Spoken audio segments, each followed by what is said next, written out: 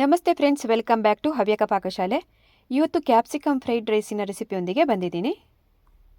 ಒಂದೇ ರುಚಿಯ ಪಲಾವ್ ತಿಂದು ಬೇಜಾರಾಗಿದ್ದರೆ ಡಿಫ್ರೆಂಟಾಗಿ ಹೀಗೆ ಒಮ್ಮೆ ಟ್ರೈ ಮಾಡಿ ನೋಡಿ, ತುಂಬ ಚೆನ್ನಾಗಿ ಬರುತ್ತೆ. ಕಡಿಮೆ ಸಮಯದಲ್ಲಿ ಬಹಳನೇ ಸಿಂಪಲ್ಲಾಗಿ ಹೇಗೆ ಮಾಡೋದು ಅಂತ ತೋರಿಸ್ಕೊಡ್ತೀನಿ. ಹೋಟೆಲ್ ರುಚಿಯನ್ನೇ ಹೊಂದಿರುವಂತಹ ಈ ಫ್ರೈಡ್ ರೈಸನ್ನು ಮನೆಯಲ್ಲೇ ಹೇಗೆ ಮಾಡೋದು ಅಂತ ಇವತ್ತಿನ ವಿಡಿಯೋದಲ್ಲಿ ನೋಡ್ಕೊಂಡು ಬರೋಣ ಬನ್ನಿ. ಹಾಗಾದರೆ ಮೊದಲಿಗೆ ವೆಜಿಟೇಬಲ್ಸನ್ನು ಕಟ್ ಮಾಡ್ಕೊಳ್ಳೋಣ. ಇಲ್ಲಿ ನಾನು ಒಂದು ಕ್ಯಾರೆಟ್ ಆಮೇಲಿಂದ ಒಂದು ಆಲೂಗಡ್ಡೆ ತಗೊಂಡಿದ್ದೀನಿ. ಇವೆರಡನ್ನು ಕೂಡ ನೀಟಾಗಿ ಹೊರಗಡೆ ಸಿಪ್ಪೆನೆಲ್ಲ ತೆಗೆದು ಸಣ್ಣಕ್ಕೆ ಹೆಚ್ಚಿಕೊಳ್ಬೇಕು. ಮಾಮೂಲಿ ನಾವು ಪಲಾವಿಗೆ ಹೆಚ್ಕೊಳ್ತೀವಲ್ಲ ಅದೇ ಥರನೇ ಹಚ್ಕೊಂಡ್ರೆ ಆಯಿತು. ಮೀಡಿಯಮ್ ಸೈಜಲ್ಲಿ ದೊಡ್ಡ ದೊಡ್ಡಕ್ಕೆ ಇರಲಿ, ಬಾಯಿಗೆ ಸಿಕ್ಕಿದ್ರೆ ತುಂಬಾ ಚೆನ್ನಾಗಿರುತ್ತೆ.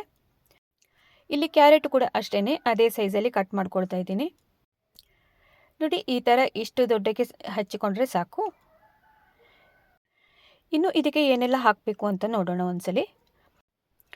ಇಲ್ಲಿ ಸ್ವಲ್ಪ ಫ್ರೆಶ್ ಆಗಿರುವಂತಹ ಬಟಾಣಿ ಆಮೇಲಿಂದ ಸ್ವೀಟ್ ಕಾರ್ನನ್ನು ಕೂಡ ತಗೊಂಡಿದ್ದೀನಿ. ಇವಿಷ್ಟನ್ನು ಒಂದು ತಟ್ಟೆಯಲ್ಲಿ ಹಾಕಿ ಸಪ್ರೇಟಾಗಿ ಎತ್ತಿಡೋಣ.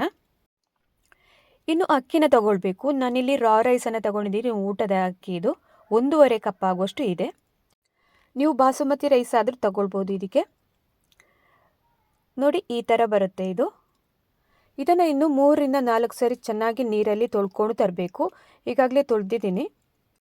ಇನ್ನು ಸ್ಟವ್ ಮೇಲೆ ಒಂದು ಕುಕ್ಕರನ್ನು ಇಟ್ಕೊಂಡು ಅದಕ್ಕೆ 1.5 ಟೇಬಲ್ ಸ್ಪೂನ್ ಆಗುವಷ್ಟು ತೆಂಗಿನ ಎಣ್ಣೆನ ತಗೊಂಡಿದ್ದೀನಿ.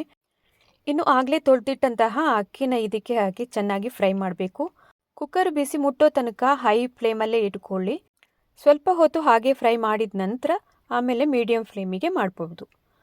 ಇನ್ನು ಅಕ್ಕಿನ ಫ್ರೈ ಮಾಡುವಾಗ ಕೂಡ ಅಷ್ಟೇ, ಟ್ರಾನ್ಸ್ಪರೆಂಟ್ ಆಗಿರುತ್ತಲ್ಲ ಅಕ್ಕಿ, ಅದು ಬಿಳಿ ಬಣ್ಣಕ್ಕೆ ಬಂದಿರಬೇಕು. ಇಷ್ಟು ಬಿಳಿ ಆಗಬೇಕು. ನೋಡಿ, ಕಲರ್ ಕಾಣ್ತಿರ್ಬೋದು ನಿಮಗೆ. ಇಷ್ಟು ಹುರಿದಾದ ನಂತರ ಇನ್ನು ತರಕಾರಿಗಳನ್ನು ಹಾಕಬೇಕು. ಇದಕ್ಕೆ ನಾವಾಗಲೇ ಹೆಚ್ಚಿ ಇಟ್ಕೊಂಡಿದ್ದೀವಲ್ಲ, ಕ್ಯಾರೆಟು, ಆಲೂಗೆಡ್ಡೆ, ಫ್ರೆಶ್ ಬಟಾಣಿ ಆಮೇಲಿಂದ ಸ್ವೀಟ್ ಕಾರ್ನ್.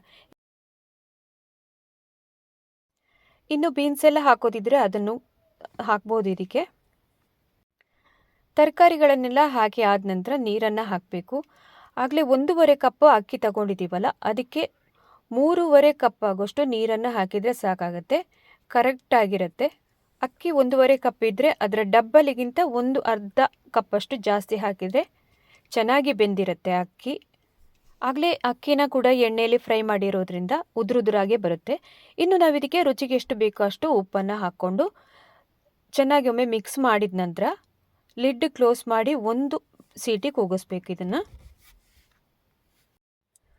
ಇದು ಬೆಂದು ರೆಡಿಯಾಗಿ ಸಿಕ್ಕುವಷ್ಟು ಹೊತ್ತಲ್ಲಿ ಬಾಕಿ ಎಲ್ಲ ಕೆಲಸಗಳನ್ನು ನಾವು ಮಾಡಿ ಇಟ್ಕೊಳ್ಳೋಣ. ಇದಕ್ಕೆ ಬೇಕಾಗಿರುವಂತಹ ಕ್ಯಾಪ್ಸಿಕಮ್ಮನ್ನೆಲ್ಲ ಹೆಚ್ಚಿ ಇಟ್ಕೊಳ್ಬೇಕು. 2 ಕ್ಯಾಪ್ಸಿಕಮ್ ತಗೊಂಡಿದ್ದೀನಿ ನಾನಿಲ್ಲಿ. ಅದನ್ನು ಈ ಥರ ನೋಡಿ, ಈ ಸೈಜಲ್ಲಿ ಹೆಚ್ಚಿ ಇಟ್ಕೊಳ್ಬೇಕು.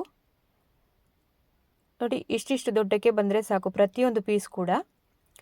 ಇನ್ನೊಂದು ಮಿಕ್ಸಿಂಗ್ ಬೌಲನ್ನು ತಗೊಂಡಿದ್ದೀನಿ. ಅದರಲ್ಲಿ ಅರ್ಧ ಕಪ್ಪು ಕಡಲೆ ಹಿಟ್ಟನ್ನು ಹಾಕ್ತಾಯಿದ್ದೀನಿ. ಆಮೇಲೆ ಅರ್ಧ ಕಪ್ಪು ಅಕ್ಕಿ ಹಿಟ್ಟು, ಮತ್ತು ರುಚಿಗೆ ಎಷ್ಟು ಬೇಕೋ ಅಷ್ಟು ಉಪ್ಪನ್ನು ಹಾಕ್ಕೊಂಡು ಅದರ ಜೊತೆಗೆ ಖಾರದ ಪುಡಿನೂ ಹಾಕಿದ್ದೀನಿ 1 ಸ್ಪೂನಷ್ಟು. ಇಷ್ಟನ್ನು ಹಾಕಿ ಚೆನ್ನಾಗಿ ಮಿಕ್ಸ್ ಮಾಡಿದ ನಂತರ ಮೆಣಸಿನ್ಕಾಯಿ ಬಜ್ಜಿ ಎಲ್ಲ ಮಾಡಬೇಕಾದ್ರೆ ಹಿಟ್ಟು ಕಲಸೋ ಥರನೇ ಇದನ್ನು ಕಲಿಸ್ಬೇಕಾಗುತ್ತೆ. ಸ್ವಲ್ಪ ಸ್ವಲ್ಪನೇ ನೀರನ್ನು ಹಾಕ್ತಾ ಬರಬೇಕು. ನೋಡಿಕೊಂಡು ಹಾಕ್ಕೊಳ್ಬೇಕು. ತೀರ ತೆಳ್ಳಗೂ ಆಗಬಾರ್ದು, ಗಟ್ಟಿನೂ ಆಗಬಾರ್ದು, ಆ ಥರ ನೋಡ್ಕೊಳ್ಬೇಕು. ಚೆನ್ನಾಗಿ ಮಿಕ್ಸಪ್ ಆಗಬೇಕು. ಅಕ್ಕಿ ಹುಡಿ ಆಮೇಲೆ ಕಡಲೆ ಹಿಟ್ಟು, ಮೆಣಸಿನ ಪುಡಿ ಆಮೇಲೆ ಉಪ್ಪೆಲ್ಲ.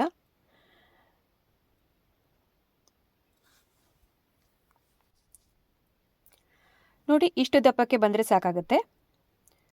ಇನ್ನು ಸ್ಟವ್ ಮೇಲೆ ಎಣ್ಣೆನ ಇಟ್ಟಿದ್ದೀನಿ ಆಗಲೇ ಕಾಯೋದಕ್ಕೆ. ಇನ್ನು ಆಗಲೇ ನಾವು ಹೆಚ್ಚಿಟ್ಟಂತಹ ಕ್ಯಾಪ್ಸಿಕಮ್ಮನ್ನು ಕೂಡ ಹಿಟ್ಟಲ್ಲಿ ಅದ್ದಿ ಒಂದೊಂದಾಗಿ ಹೀಗೆ ಬಜ್ಜಿ ಥರನೇ ಎಣ್ಣೆಯಲ್ಲಿ ಕಾದ ಎಣ್ಣೆಯಲ್ಲಿ ಹಾಕ್ತಾ ಬರಬೇಕು. ಮಧ್ಯಮ ಉರಿಯಲ್ಲೇ ಇಟ್ಕೊಂಡು ಡೀಪ್ ಫ್ರೈ ಮಾಡಬೇಕು ಇದನ್ನು. ಕ್ಯಾಪ್ಸಿಕಮ್ಮನ್ನು ಎಣ್ಣೆಯಲ್ಲಿ ಹಾಕುವಾಗಲೂ ಅಷ್ಟೇ, ಒಂದಕ್ಕೊಂದು ಅಂಟುವಂತೆ ಹಾಕಬೇಡಿ, ಎಲ್ಲ ಸಪ್ರೇಟಾಗಿ ಇರುವಂತೆ ನೋಡ್ಕೊಳ್ಬೇಕು. ಇನ್ನು ಒಂದೇ ಸಲಕ್ಕೆ ಎಲ್ಲನೂ ಹಾಕಿ ಹುರ್ಕೊಳ್ಳೋದು ಕಷ್ಟ, ಹಾಗಾಗಿ 2 ಬ್ಯಾಚಲ್ಲಿ ಹಾಕಿ ಇದನ್ನು ಹುರ್ಕೊಳ್ಬೋದು. ಎಲ್ಲ ಕ್ಯಾಪ್ಸಿಕಮನ್ನು ಹಾಕಿ ಆದ ನಂತರ ಸೌಟಿಂದ ಚೆನ್ನಾಗಿ ಮೊಗಚಬೇಕು. 2 ಸೈಡು ಕೂಡ ಸರಿಯಾಗಿ ಫ್ರೈ ಆಗುವಂತೆ ಆಗಿಂದಾಗೆ ಮೊಗಚ್ತಾನೆ ಇರಬೇಕು ಸೌಟಿಂದ. ಹೀಗೆ ಚೆನ್ನಾಗಿ ಫ್ರೈ ಆದ ನಂತರ ಒಂದು ತಟ್ಟೆಯಲ್ಲಿ ಹಾಕಿ ಸಪ್ರೇಟಾಗಿ ತೆಗೆದಿಡೋಣ ಇದನ್ನು. ಈಗಾಗಲೇ ಫಸ್ಟ್ ಬ್ಯಾಚ್ ರೆಡಿ ಆಗ್ತಾ ಬಂದಿದೆ. ಇದನ್ನು ತೆಗೆದು ಇನ್ನೊಂದು ತಟ್ಟೆಗೆ ಹಾಕ್ತಾ ಇದ್ದೀನಿ ನಾನು. ಫಸ್ಟ್ ಬ್ಯಾಚ್ ರೆಡಿ ಆದ ನಂತರ ಇನ್ನು ಸೆಕೆಂಡ್ ಬ್ಯಾಚ್ ಕೂಡ ಹೀಗೇ ಫ್ರೈ ಮಾಡಿ ತೆಗೆದಿಟ್ಟಿರಬೇಕು.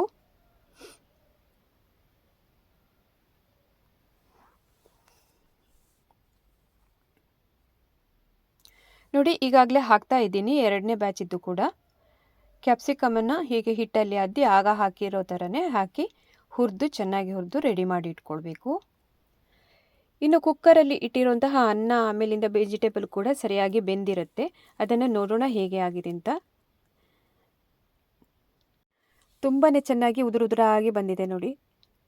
ನಾವು ಆಗಲೇ ಎಣ್ಣೆಯಲ್ಲಿ ಫ್ರೈ ಮಾಡಿರ್ತೀವಲ್ಲ ಅಕ್ಕಿಯನ್ನು ಕೂಡ ಚೆನ್ನಾಗಿ ಬಂದಿರುತ್ತೆ. ಹದವಾಗಿ ನೀರನ್ನು ಕೂಡ ಹಾಕಿರೋದ್ರಿಂದ ಸರಿಯಾಗಿ ಬೆಂದಿದೆ ಅಕ್ಕಿ ಮತ್ತು ತರಕಾರಿ ಎರಡೂ. ಇನ್ನು ಸ್ಟವ್ ಮೇಲೆ ಒಂದು ದೊಡ್ಡ ಬಾಣಲಿನ ತಗೊಂಡಿದ್ದೀನಿ. ಅದಕ್ಕೆ 1 ಟೇಬಲ್ ಸ್ಪೂನು ತುಪ್ಪನ ಹಾಕ್ಕೊಳ್ತಾ ಇದ್ದೀನಿ. ಅದರ ಜೊತೆಗೆ ಶುಂಠಿ ಬೆಳ್ಳುಳ್ಳಿ ಪೇಸ್ಟ್ ಕೂಡ ಹಾಕಿ ಚೆನ್ನಾಗಿ ಬಾಡಿಸ್ಕೊಳ್ಬೇಕು ಇದನ್ನು. ಶುಂಠಿ ಬೆಳ್ಳುಳ್ಳಿದು ಹಸಿ ವಾಸನೆ ಹೋಗೋ ತನಕ ಚೆನ್ನಾಗಿ ಫ್ರೈ ಮಾಡ್ಕೊಳ್ಬೇಕು. ತುಪ್ಪದಲ್ಲಿ ಹುರಿದು ಅದು ಘಮ ಬರಬೇಕು, ಅಲ್ಲಿ ತನಕ ಫ್ರೈ ಮಾಡ್ಕೊಳ್ಬೇಕು. ಇನ್ನು ಸಣ್ಣಗೆ ಹೆಚ್ಚಿರುವಂತಹ 2 ದೊಡ್ಡ ಈರುಳ್ಳಿನ ತಗೊಂಡಿದ್ದೀನಿ. ಅದನ್ನು ಕೂಡ ಹಾಕಿ ಫ್ರೈ ಮಾಡಬೇಕು.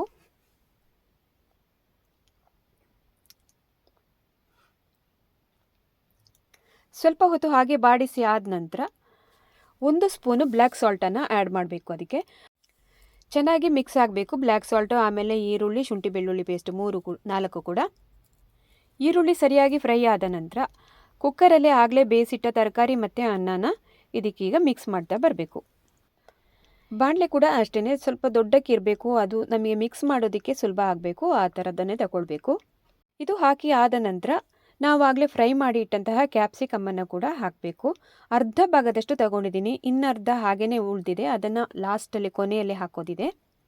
ಇನ್ನು ಅಚ್ಚ ಖಾರದ ಪುಡಿನ ತಗೊಂಡಿದ್ದೀನಿ 1 ಸ್ಪೂನ್ ಆಗುವಷ್ಟು. ಆಮೇಲೆ ಅರ್ಧ ಸ್ಪೂನು ಹಳದಿ ಪೌಡರ್. ಇನ್ನು ಸರಿಯಾಗಿ ಮಿಕ್ಸ್ ಮಾಡಬೇಕು. ಅನ್ನದ ಜೊತೆಗೆ ಎಲ್ಲನೂ ಮಿಕ್ಸ್ ಅಪ್ ಆಗಬೇಕು. ಹಳದಿ ಪೌಡರ್, ಮೆಣಸಿನ ಪುಡಿ, ಆಮೇಲಿಂದ ಕ್ಯಾಪ್ಸಿಕಮ್ಮು ಇದೆಲ್ಲ ಚೆನ್ನಾಗಿ ಮಿಕ್ಸ್ ಆಗಬೇಕು ನೋಡಿ ಈ ಥರ. ಇನ್ನು ಸ್ಟವನ್ನು ಆಫ್ ಮಾಡ್ಕೊಳ್ಬೇಕು. ನಾವೀಗಾಗಲೇ ಎಲ್ಲ ಬೆಂದಿರೋದನ್ನೇ ಹಾಕಿರ್ತೀವಿ, ಹಾಗಾಗಿ ಇನ್ನು ಕೊನೆಯಲ್ಲಿ ತಳ ಸೀದು ಹೋಗಬಾರ್ದು. ಅದಕ್ಕೋಸ್ಕರ ಸ್ಟವನ್ನು ಆಫ್ ಮಾಡಿಕೊಂಡು ಚೆನ್ನಾಗಿ ಮಿಕ್ಸ್ ಮಾಡ್ತಾ ಬರಬೇಕು ಹೀಗೆ. ಇನ್ನು ಪಕ್ಕ ಹೋಟೆಲ್ ಸ್ಟೈಲಲ್ಲೇ ಬಂದಿದೆ ಇದು. ತುಪ್ಪದಲ್ಲೇ ಫ್ರೈ ಮಾಡಬೇಕು ಶುಂಠಿ ಬೆಳ್ಳುಳ್ಳಿ ಪೇಸ್ಟ್ ಆಮೇಲಿಂದ ಈರುಳ್ಳಿನೆಲ್ಲ. ನೋಡಿ ಇದೀಗಾಗಲೇ ಮಿಕ್ಸ್ ಆಗಿದೆ. ಕೊನೆಯಲ್ಲಿ ನಾನು ಕೊತ್ತಂಬರಿ ಸೊಪ್ಪನ್ನು ಸಣ್ಣಕ್ಕೆ ಹೆಚ್ಚಿರುವ ಕೊತ್ತಂಬರಿ ಸೊಪ್ಪನ್ನು ಉದುರಿಸ್ತಾ ಇದ್ದೀನಿ. ಆಮೇಲೆ ಅರ್ಧ ಹೋಳಾಗುವಷ್ಟು ನಿಂಬೆಹಣ್ಣಿನ ರಸನನ್ನು ಕೂಡ ಹಿಂಡ್ಕೊಳ್ಬೇಕು. ಇನ್ನು ಕೊನೆಯಲ್ಲಿ ಬಾಕಿ ಉಳಿದಿರುವಂತಹ ಕ್ಯಾಪ್ಸಿಕಮ್ ಇದೆಯಲ್ಲ ಫ್ರೈ ಮಾಡಿಟ್ಟದು, ಅದನ್ನು ಕೂಡ ಹಾಕಬೇಕು ಇದಕ್ಕೆ. ಕ್ಯಾಪ್ಸಿಕಮ್ ಫ್ರೈಡ್ ರೈಸ್ ರೆಡಿ ಆಯಿತು. ಪಕ್ಕ ಹೋಟೆಲ್ ಸ್ಟೈಲಲ್ಲೇ ರುಚಿ ಕೂಡ ಬಂದಿದೆ. ಘಮ ಕೂಡ ಅಷ್ಟೇ ಹೋಟೆಲಲ್ಲಿ ತಿಂದಿರೋ ಥರನೇ ಫೀಲ್ ಆಗ್ತಿತ್ತು. ತುಂಬಾ ಚೆನ್ನಾಗಿ ಬಂದಿದೆ. ಮಾಮೂಲಿಯಾಗಿ ಒಂದೇ ರುಚಿಯಾದಂತಹ ಪಲಾವ್ ತಿಂದು ಬೇಜಾರಾದಾಗ ಈ ಥರದನ್ನು ಹೊಸತಾಗಿ ಒಂದು ಡಿಫ್ರೆಂಟಾಗಿ ಟ್ರೈ ಮಾಡಿ ನೋಡಿ ಮನೆಯಲ್ಲಿ. ತುಂಬ ಸುಲಭವಾಗಿ ಕ್ಯಾಪ್ಸಿಕಮ್ ಫ್ರೈಡ್ ರೈಸನ್ನು ಮನೆಯಲ್ಲಿ ಹೇಗೆ ಮಾಡೋದು ಅಂತ ನೋಡ್ಕೊಂಡು ಬಂದ್ರಿ ಅಲ್ವಾ. ವಿಡಿಯೋನ ಹೆಚ್ಚಾಗಿ ಎಲ್ಲ ಕಡೆ ಶೇರ್ ಮಾಡಿ ಸಪೋರ್ಟ್ ಮಾಡಿ ನನಗೆ. ಇನ್ನೊಂದು ಹೊಸ ರುಚಿಯೊಂದಿಗೆ ಸಿಗ್ತೀನಿ. ಅಲ್ಲಿ ತನಕ ನಮಸ್ಕಾರ.